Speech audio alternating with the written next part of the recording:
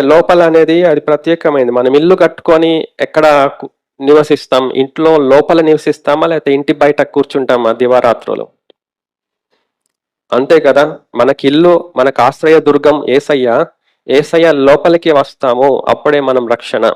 ఆ లోపలకు రావడం అనేది ఒక ప్రత్యేకమైన క్రియ కాబట్టి అది మనం మనసులో పెట్టుకోవాలి. బయట బయట తోటి ఉంటే మనకు రక్షణ ఉండదు. మనం లోనికి క్రీస్తునందు మనం ఉండటానికి మనం ప్రయాసపడదాం. అది చాలా మంచిది.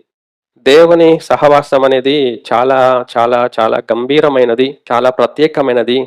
ఈ లోకంలో దేనితో కలవనిదండి. కాబట్టి మనమే ఆయన దగ్గరికెళ్ళిపోవాలి. మనమే ఆయనలోనికెళ్ళిపోవాలి. మనమే ఆయనతో కలవాలి.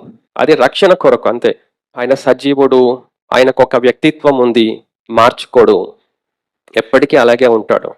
మనము ఆయన వ్యక్తిత్వాన్ని అర్థం చేసుకొని ఆయన పిల్లల వలె, ఆయన పోలికల వలె, ఆయనకిష్టులైన పిల్లల వలె మనం ఉండటానికి మనం మార్చుకుంటా ఉండాలి. అదే దేవుడు మనకు చెప్పిన పద్ధతి.